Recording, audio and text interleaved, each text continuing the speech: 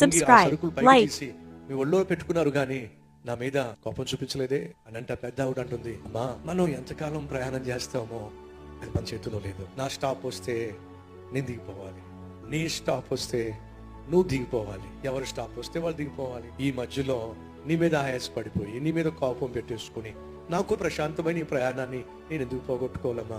ఈ సహోదరులు, మన జీవిత యాత్ర ఎప్పుడు ముగుస్తుందో తెలియదు, ఎప్పుడు స్టాప్ వచ్చేస్తుందో తెలియదు. ఈ స్టాప్ వచ్చే లోపల ఎందుకు అనవసరంగా ప్రతి ఒక్కరితో గొడవ, ఎందుకు అనవసరంగా ప్రతి ఒక్కరితో ఆర్గ్యుమెంట్, ఎందుకు ఇంట్లో ఉన్న వాళ్ళ మీద అరుపులు కేకలు, మనస్పర్ధలు, మనసును పాడు చేసుకోవడం, మతిని పాడు చేసుకోవడం, ఆ తర్వాత కుటుంబాన్ని బజారుకి ఇడ్చుకోవడం అవసరం అంటారా? ఒక్కసారి ఆలోచించండి. నీ భర్త స్టాప్ వచ్చినప్పుడు నీ భర్త వెళ్ళిపోతాడు, నీ భార్య స్టాప్ వచ్చినప్పుడు నీ భార్య వెళ్ళిపోతుంది. అందరూ వెళ్ళిపోవాల్సిందే. ఆ స్టాప్ వచ్చేంత వరకు కన్నా కాస్త ప్రశాంతంగా జీవిస్తే ఎంత బాగుంటుంది.